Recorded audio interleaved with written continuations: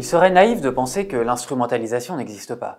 Mais il est peut-être encore plus naïf de penser que ceux qui dénoncent l'instrumentalisation n'en font jamais usage. Certains pourfendeurs de l'instrumentalisation sont même passés maîtres dans l'art de son utilisation. Pour preuve, cette scène assez cocasse à l'Assemblée nationale, où la majorité et l'opposition, rapportait le journal Le Monde en novembre dernier, se sont accusés mutuellement d'instrumentaliser la crise épidémique à des fins politiques, disait le journal.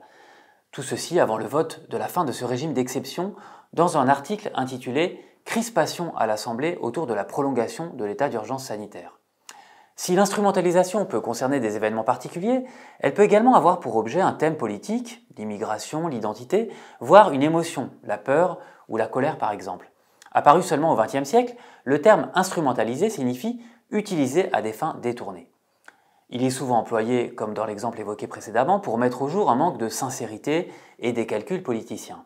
Mais il sert aussi fréquemment à dénoncer la stigmatisation d'un individu ou d'un groupe.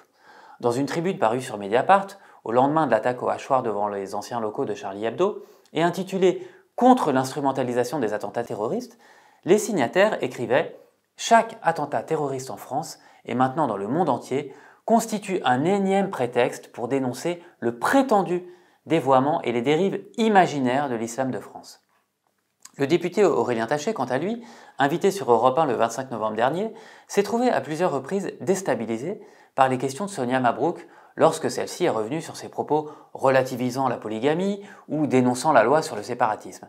Mais aussi lorsqu'elle lui a demandé en quoi c'était faire le jeu de la haine anti-musulman, comme il l'avait prétendu, que de vouloir sanctionner les parents originaires de Bosnie qui ont tondu et séquestré leur fille éprise d'un serbe chrétien, ce que les ministres Schiappa et Darmanin préconisaient. Comment s'en est-il sorti?